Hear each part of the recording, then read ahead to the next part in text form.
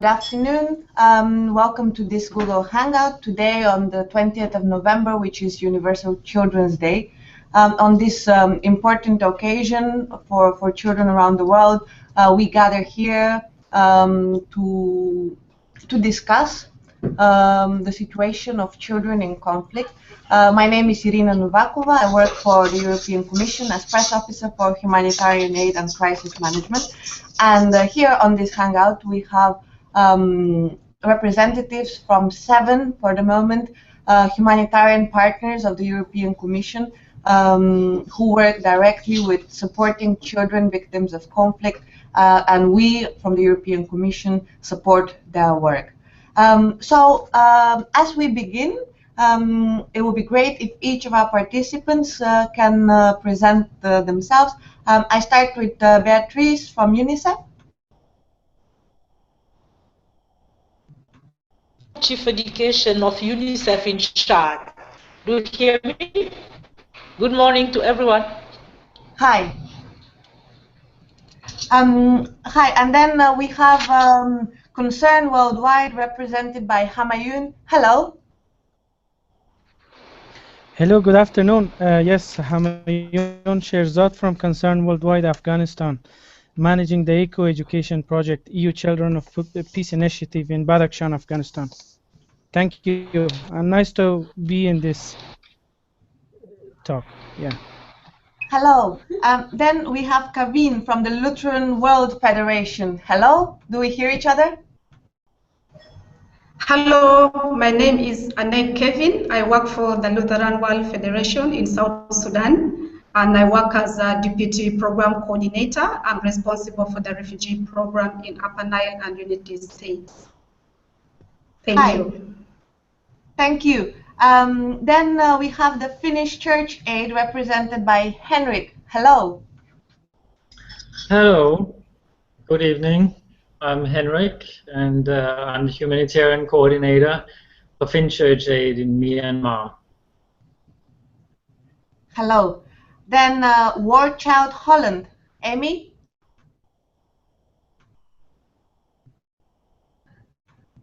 And I'm working as Program Development Advisor for War Child in DRC.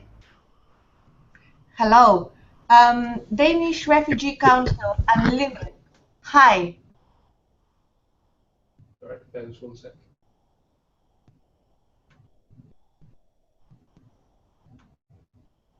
Oh, yes, repeat. All right. Hello?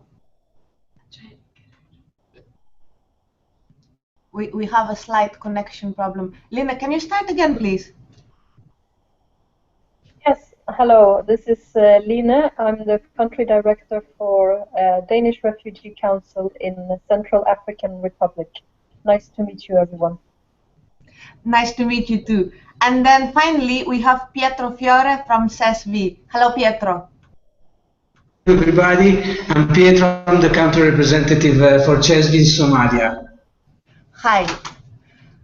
So it's very nice to meet you all from so many places around the globe. I'm really glad that you could join us today. And I suggest that without further ado, we start our discussion. So you all know from experience, and maybe a lot of our viewers know, but a lot of people in Europe and beyond are not aware that today 1 billion children around the world live in conflict-affected areas. And that's of that enormous number, that 300 million who are under the age of 5. We can only imagine the impact that conflict has on the development and on the mind of so many children in our world today. And of course, it's very important to take care of the essential needs of these children, like their very survival is under threat in so many situations. But together we work on education.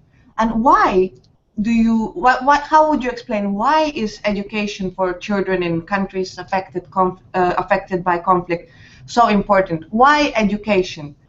Let's start with UNICEF again.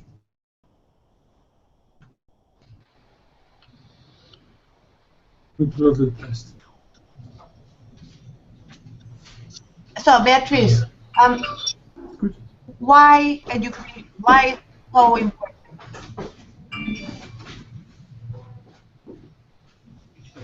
Maybe we have a connection problem. So shall we go to triangle? Now, so maybe concern. Hamayun, can you start with this question? Yeah, actually, can you hear me? Yes. So Yeah. why is Edu education so important? Yeah, education is very important because, especially in the conflicts, the children get affected. You know, they get negative effects mentally, and also they get physically affected. So, basically, to reduce the negative effects on the children mentality, and also to recover from shocks and horror through getting peace education, getting entertained in schools. And also schools are a kind of social gathering place for children. And also the children, will be very hopeful about their future, and that they don't miss access to a school, and that they will be the next generation. So it is very important that the children who are affected by conflicts and war, they should be supported through children, basically to make sure they don't lose access to education, and still they are attending and participating in schools. Thank you very much. Line, what in your experience with the Danish Refugee Council, what have you seen about the importance of education for the children affected by conflict? How could you um, explain the importance of education? Well, thank you. Well, I agree with the former participant that education is very important, especially for children that are in living in conflict-affected areas.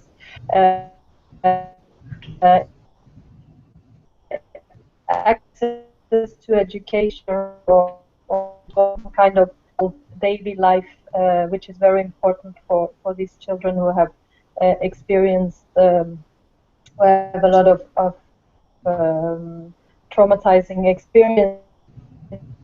It's so important to be able to maintain some kind of minimum of access to education and stability in their lives.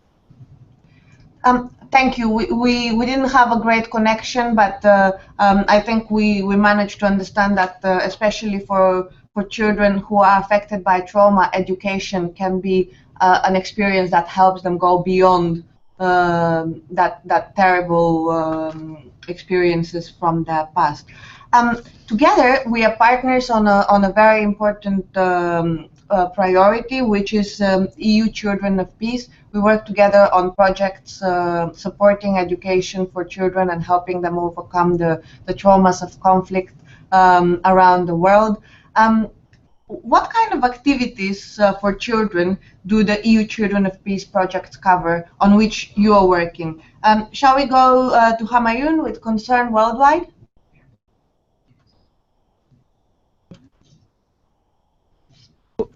Hello, can you hear me?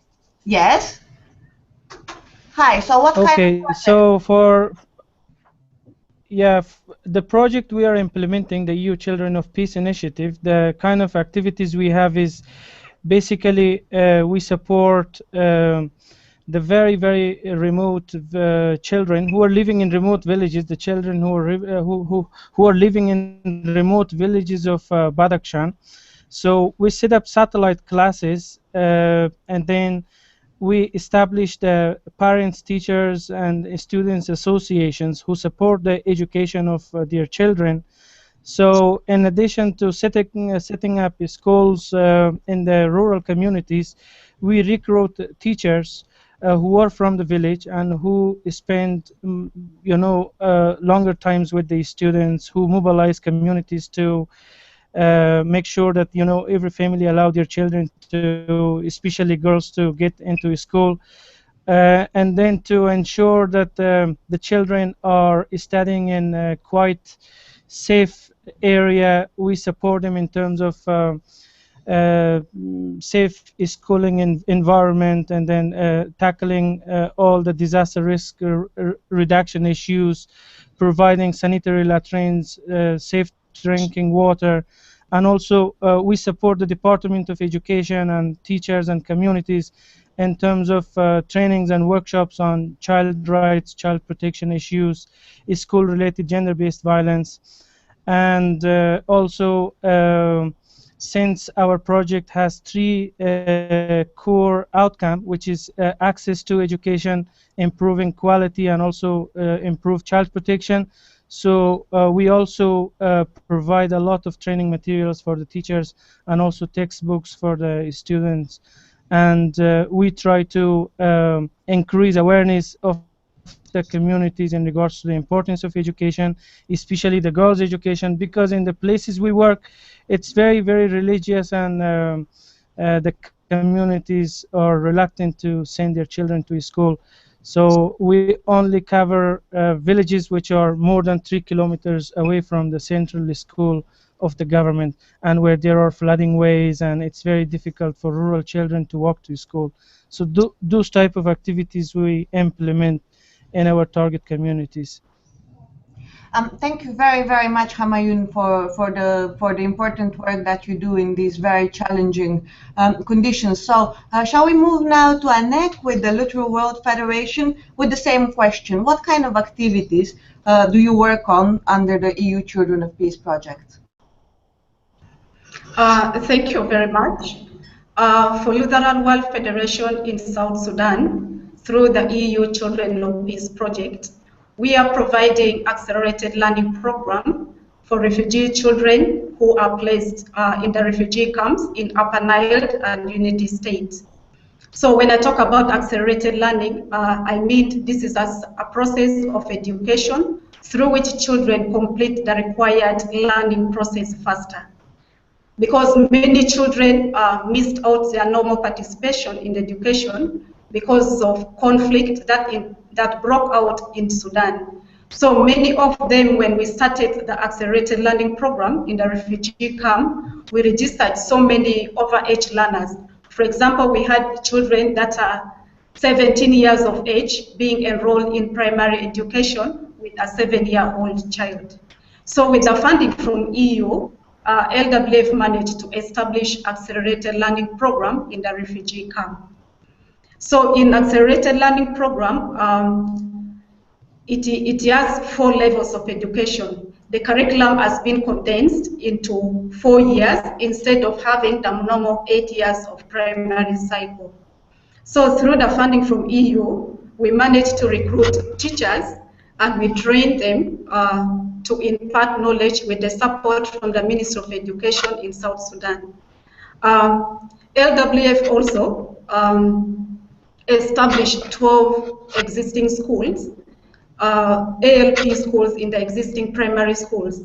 The older children, that is from 12 years to 17 years, we provide them the learning in the afternoon hours, while the younger children attend the regular primary schools in the morning hours.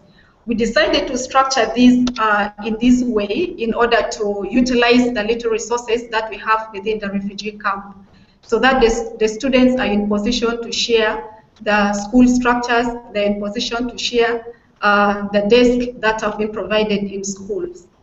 To date, we have enrolled 3,615 children that are attending the accelerated learning program.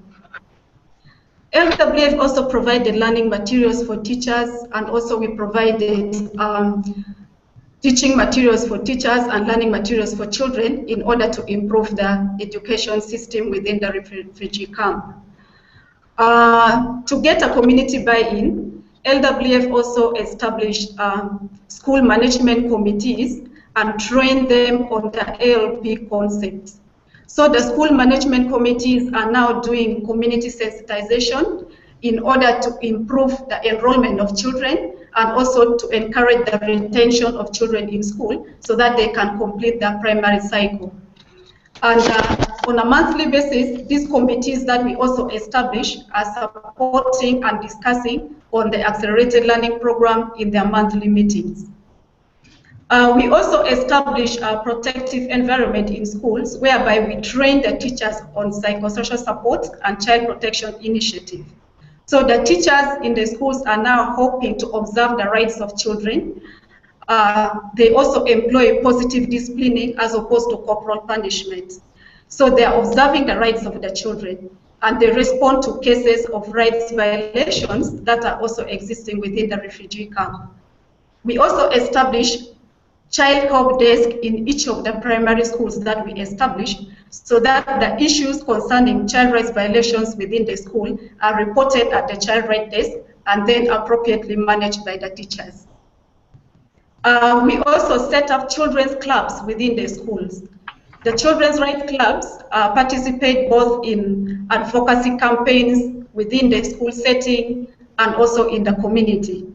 So the children, in most cases, they use the international days as a platform to share their experiences and also pass in information that concern children to the decision key makers. So with the EU funding, EU Children of Peace project, we have managed to provide physical protection, psychosocial protection, and cognitive protection to the refugee children to cope with the new challenges that they have. Thank you. Thank you very, very much. You seem to be doing a lot, and it seems that for every child that you're reaching out to, you seem to take care of their individual needs because you're working so much across the board. And now let's move, let's change continent and move to Myanmar, where our partner is the Finnish Church Aid. Henrik, what can you tell us about the projects that you are implementing under EU Children of Peace? Thanks. We provide education to IDP children living in IDP camps in Sikri Rakhine State, which is a very difficult place to do humanitarian work. We target children from 3 years old to 17 years old. The youngest provided child-friendly spaces for the age group 3 to 5 years old. And we have animators to run the child-friendly spaces, and we have trained those. For the 6 to 10-year-old, we provide formal education in temporary learning spaces that we have constructed, 4 of them.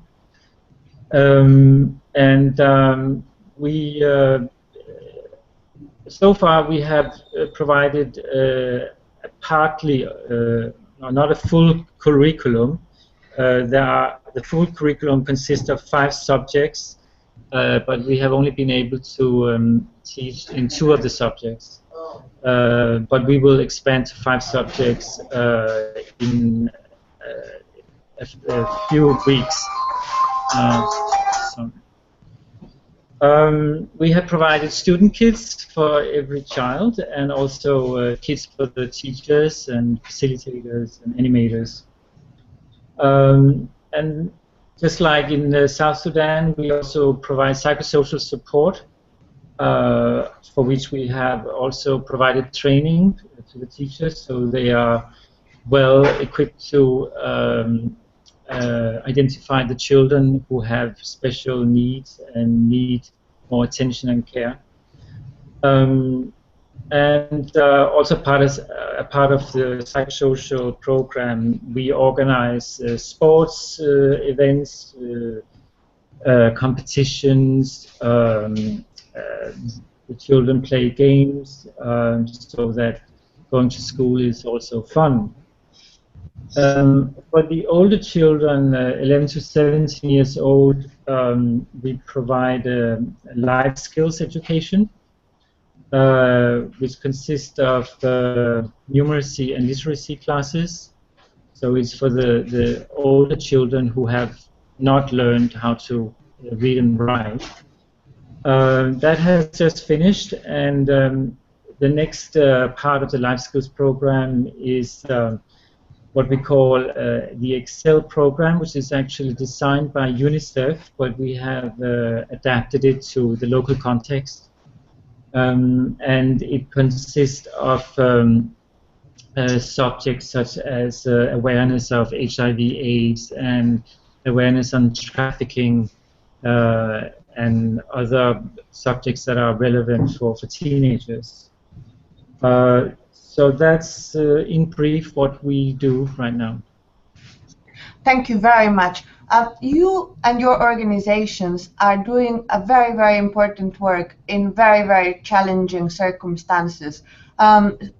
Together we are implementing the EU Children of Peace project in some of the world's most difficult environments for humanitarian organizations and most of all for the people, the children affected by the emergencies there. We're working in Myanmar, but also in Somalia, in Congo, in Iraq, in South Sudan, in Afghanistan, in Colombia. So can you tell me now, what are some of the specific challenges that you encounter when you're implementing these projects in support of children? Let's start with Pietro, who is in Somalia with CSV. Pietro, what are the specific challenges? Okay, thank you very much. So basically, beside the objective and structural problems that we face, such like well, lack of schools, proper buildings, and proper access to school, we have to face also cultural and social constraints. Well, let me say that these concerns are those who penalize the more the access to school services for the vulnerable people. So let's say that first of all, children with physical disabilities or separated family, unaccompanied families, and the survivors of trauma, they have less chance to enter the school. So it creates a critical roundabout on this. Then population in Somalia, they have a low income generating capacity. And the children are working most of the time. They are working. So children in school reduce the potential income of the family. So we have to face also this kind of challenge. In order to do this, we not only work with the children in order to give psychosocial support and assistance, but a huge part of the program is in order to create awareness within the families and within the community itself, in order to create a better environment and better ambient for them to live. Thank you very much. And now we move on to the Central African Republic, where, as you probably know, the majority of the population is affected by the humanitarian crisis that is raging in the country. Our partner there is the Danish Refugee Council. Line, what are the specific challenges that you experience working on the projects in support of children?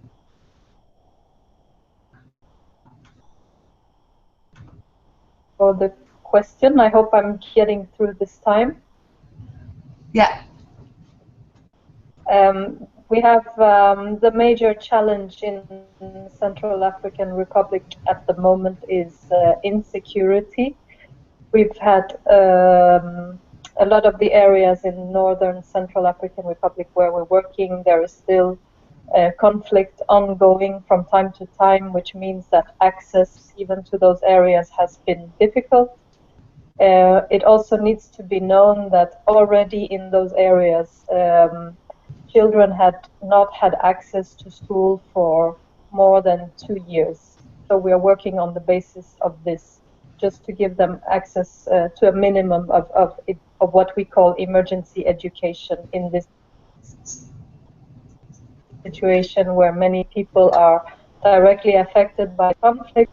And then there are a lot of other issues that have already been mentioned, such as the state of the school infrastructures, Some of the schools have been used by armed actors, so there has not been access. Logistics are difficult in a country that has been affected by the conflict now for more than 1.5 years.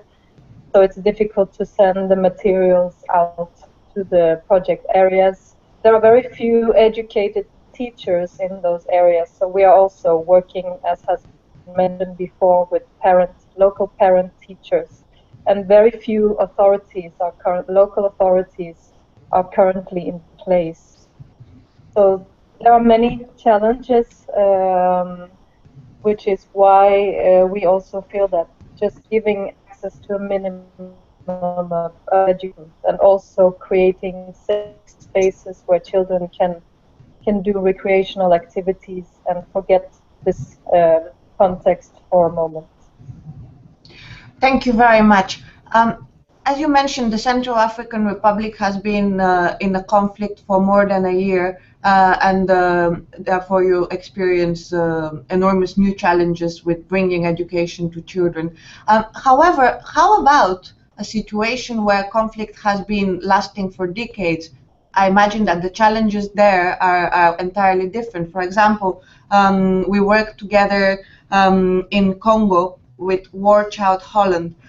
Amy, what can you tell us about the particular challenges you experience in working with children in a country that has been in conflict for so long? Thank you very much. From what I see in Congo, is the country in conflict since many years, and what I see is like the people in Congo feel like they need more support. They need to be by international organizations, so they have in mind that they need to be support all the time, and this is something a bit specific to Congo because you have problems with emergencies. You have also political problems that are mingled, that are together. So for the specific issue that I see in Congo is like sometimes you don't have qualified teachers because of those years of conflict. So the level of the teacher is very low. In some areas, it's difficult to find really teacher for the activities. And I also see that you have more male teachers than female teachers. So in some rural areas, it's difficult to have an equal balance between teachers. So a lot of male teachers. And also the curriculum is a bit old curriculum, and I don't think they revised the curriculum already.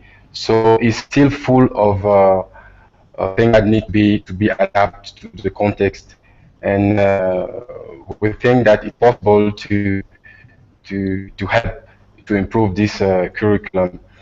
And also, I see that also it's difficult for the local education authority to make a good supervision of education.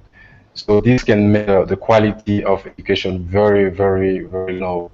So we try to support providing some means of transportation to facilitate the supervision of the quality of education in the field, but it is still a challenge because we think that Ministry of Education need to do more to improve quality of education in Congo. And I see that as the conflict is permanent in Congo, it can decrease the means of education authorities in Congo to solve all those problems. And also now that people really think Congo is there's emergency in Congo, so we have a kind of decreasing of the funding according to the project in Congo.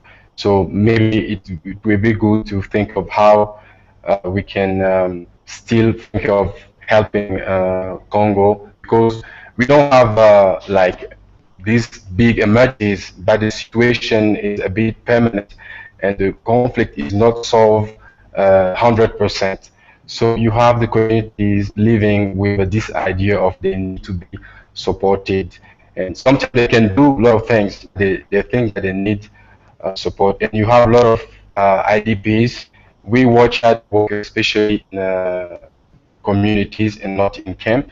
So you can really see that they always have their hand and waiting for support. So this is a big challenge because in normal situation the country has a lot of problem in education.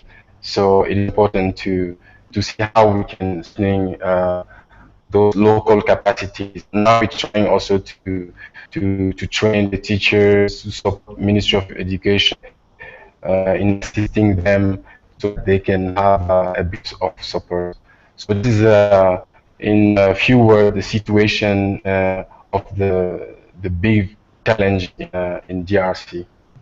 Okay, thank you very much. You're right that long-term problems require long-term responses. But I also wanted to ask you whether you believe that the impact of programs like EU Children of Peace is short-term or it lasts for longer in the lives of these children. So let's discuss this with Beatrice, who is with our partner UNICEF in Chad. Beatrice, how would you assess the impact of programs like EU Children of Peace? Is it short term or does it last longer?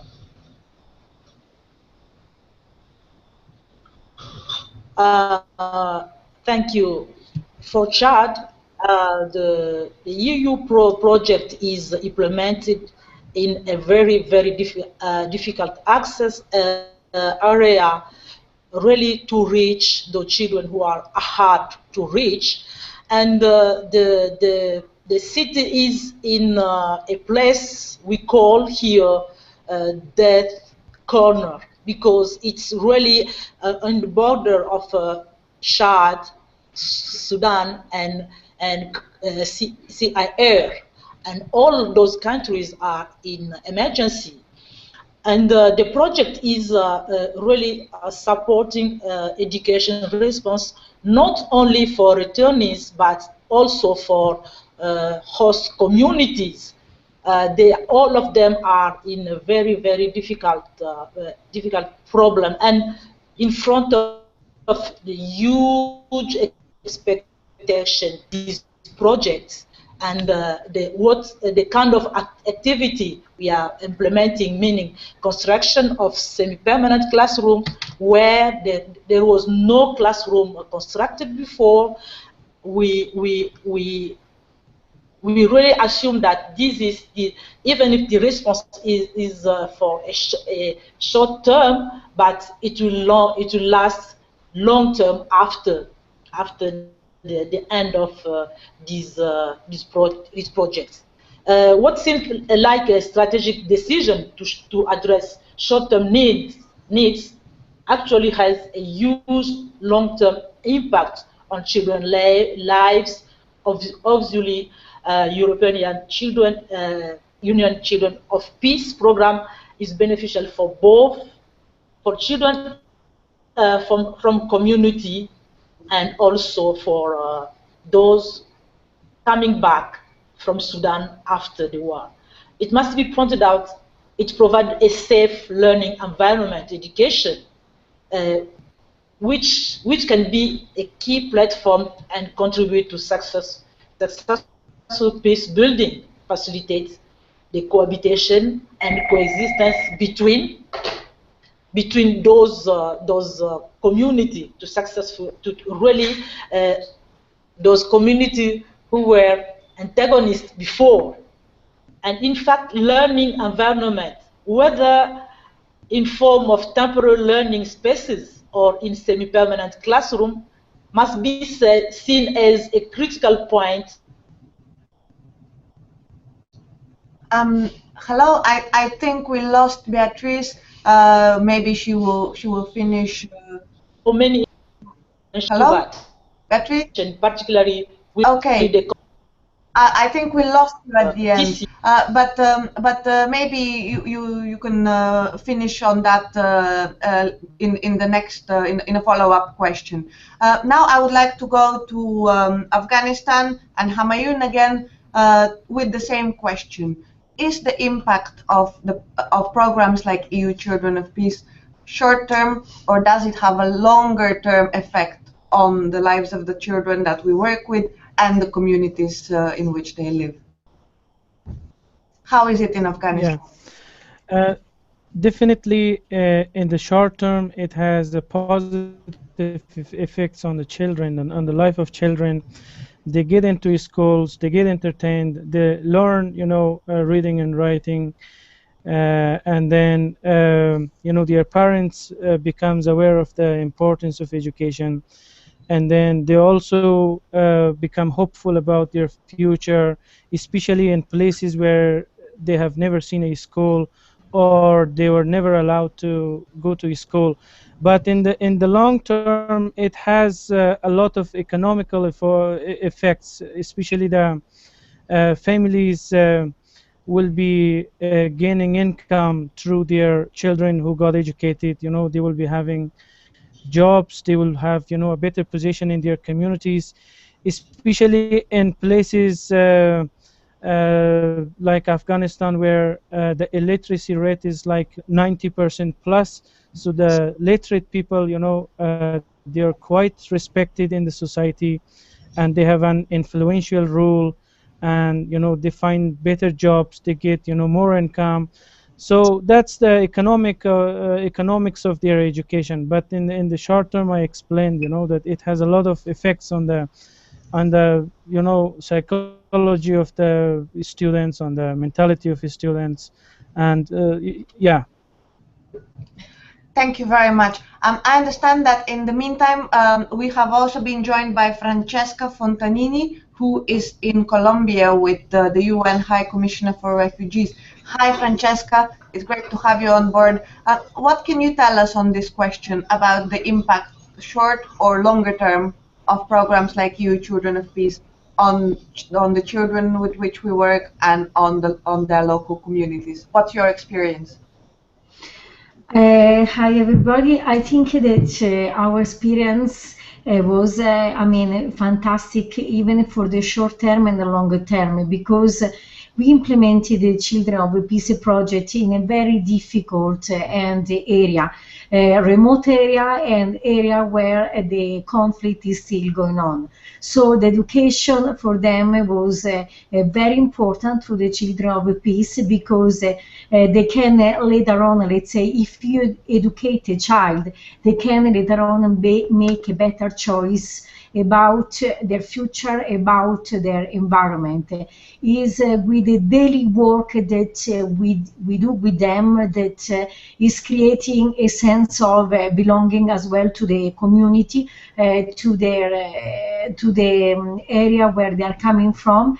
A sense of mutual aid, the solidarity, and the building together with them, with the teacher, with the parent, a better environment. Because for instance, like a very difficult place where we implemented the project in Buenaventura, every day the child, they risk their life. There is a very high rate of recruitment, a very high rate of dispute between non-state armed group, and children are unfortunately involved in trafficking of drug, weapons, domestic violence, sexual violence, forced displacement, because they don't have a better choice. So for this reason, these projects are very important to keep them away from illegal activity, and also considering that there is a lack of a strong state presence, there is a lack of opportunity, there is a lack of appropriate educational institution. The Children of Peace help them, let's say, to survive much better day by day and make a better choice for their future. Thank you very much. You're describing a very, very sad picture of what the life of children looks like in a conflict-affected area.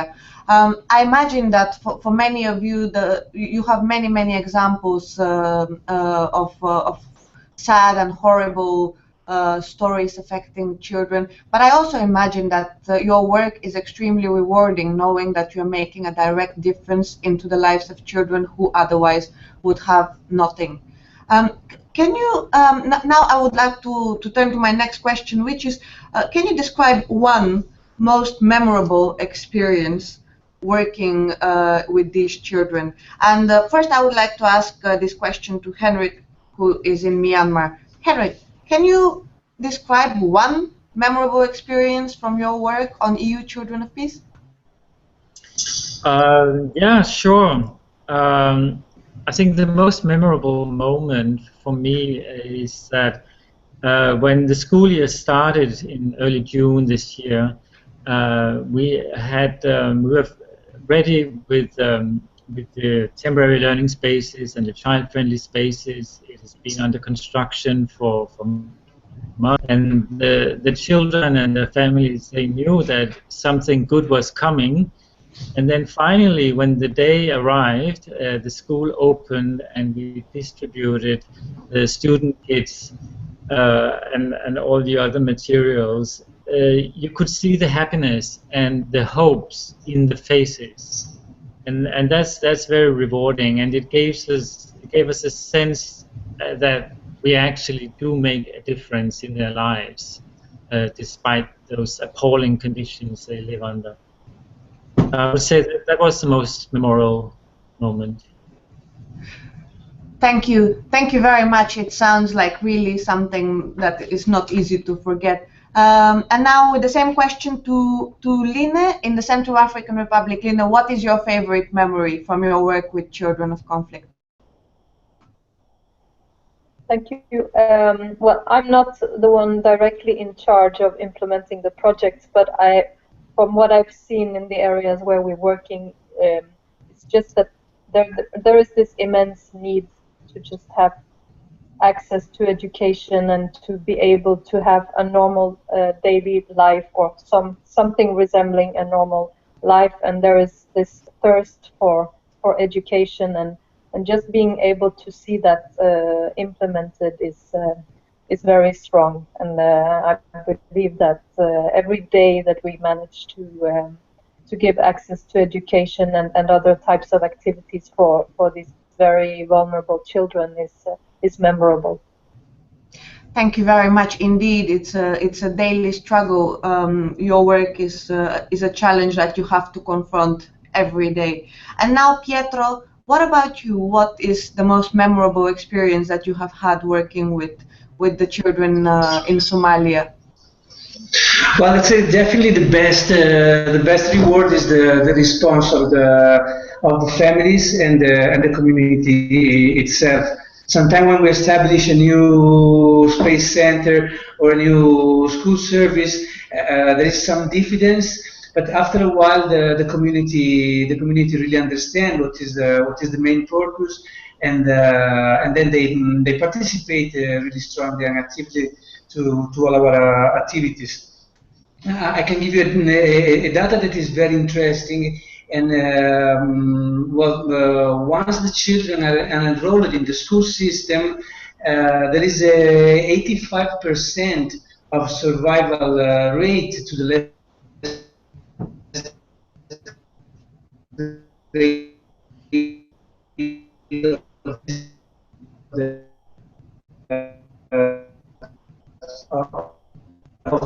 Hello?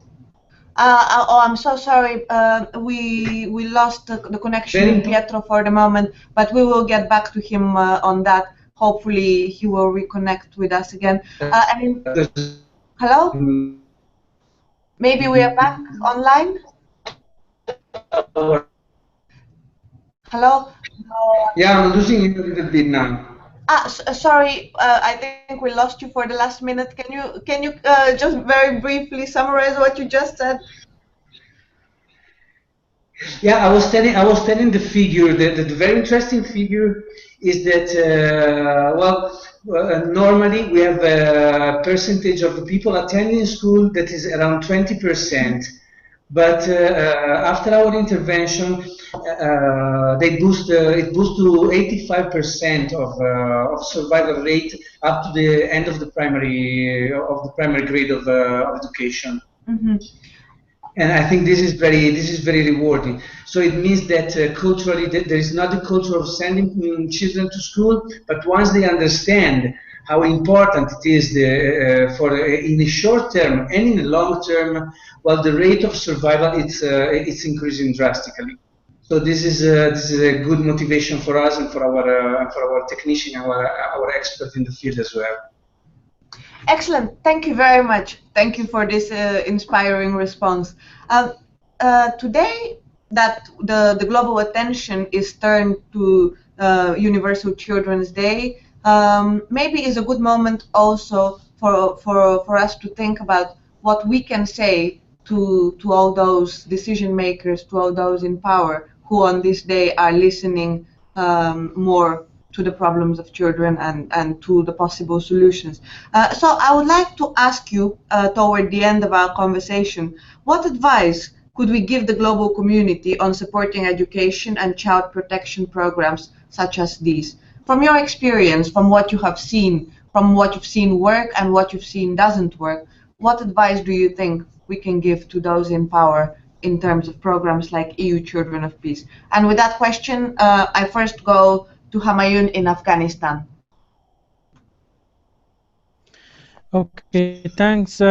As you know, insurgencies are increasing, especially in honestly speaking, in Islamic State. So the children, especially girls, are getting affected. So my advice or my suggestion would be the international communities should do a lot of advocacy and get a lot of funding for supporting children education, particularly girls education in remote areas and places where there is insurgency and conflicts. So I think at the moment there are a lot of efforts being made to support children education, but that isn't sufficient. Especially in the remote areas, because they are not accessible. They have very, very different situation, and even the governments are not reaching these communities. So I think the role of international communities is very, very critical and important in supporting girls and boys education in places where it is badly affected by conflicts and insurgencies. Thank you very much. So what Humayun said is advocacy, funding, and girls' education, especially in remote areas. Let's ask Beatrice in Chad now. Beatrice, what can you add to this? What advice can you add to this? Yes, I think emergency situation affect children education opportunity in different ways according to the nature, and they can have a profound psychological effect on children. It's important to understand effect of trauma that must be seen as normal reaction to abnormal circumstances, and that individual may be affected differently by the same traumatic experiences. Therefore, supporting education in emergency is foremost a fundamental right of children, but also it can promote psychosocial recovery and social integration, in addition to the development and growth. I think children who have experienced a natural disaster or conflict have the same right to education and protection as those living under normal circumstances. I think global communities should make education a key component of their intervention in emergency situation at the same level like health, like water and sanitation, and also in the humanization. I think education is the better way of humanizing children against things like being abducted, trafficking, and even early marriage for girls. I don't know if you catch me because I'm seeing how we are facing. I think we got most of it. Thanks a lot. And now from Chad we move back to Colombia with the same question to Francesca. What advice would you give the global community on this day in particular about supporting education and protection for children in emergencies? I agree with my colleague about the need of advocacy, the need of funding, but especially probably, I mean, for the work environment, the special work environment in Colombia, because after 50 years in some region we see conflict is going on in some part of the country, there is a really need of an accompaniment of the post-trauma section that should be united with the education system, because many children, even if they have access to school, they don't express themselves. So, for instance, with the Children of Peace, was very useful to do some workshop like theater, painting, recreativity workshop, and also the photography workshop that with these tools will help them to express the problems, because once they resolve the problem, once they come out, let's say, into society, they can be integrated into school. But before, I think we really there is really a need to do a work on post-trauma, the distress order. Thank you very, very much. And then let's see what Anek in South Sudan has to add to that. Anek, what would be your advice? Communities is that education in South Sudan cannot wait, and it has to start now. This is because if I draw back to the current conflict, which were planted in South Sudan way back in 1983 to 2005, and during this civil war, many children missed out schooling. Many children were recruited into armed forces. Schools were destroyed. So currently, the generation is being termed as the lost generation in South Sudan. For this reason, investing in education in the current conflict in South Sudan, I feel it is a seed for peace for the entire country.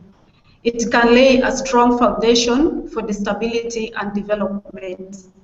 So I'm appealing that humanitarian communities should prioritize education alongside the life-saving assistance, because at some point humanitarian assistance will stop in South Sudan, and South Sudan has to run on its own.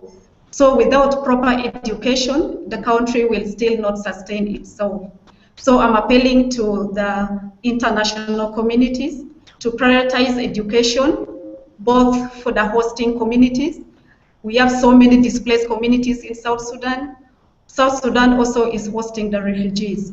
So with education, we can sow seed of peace in the community of South Sudan.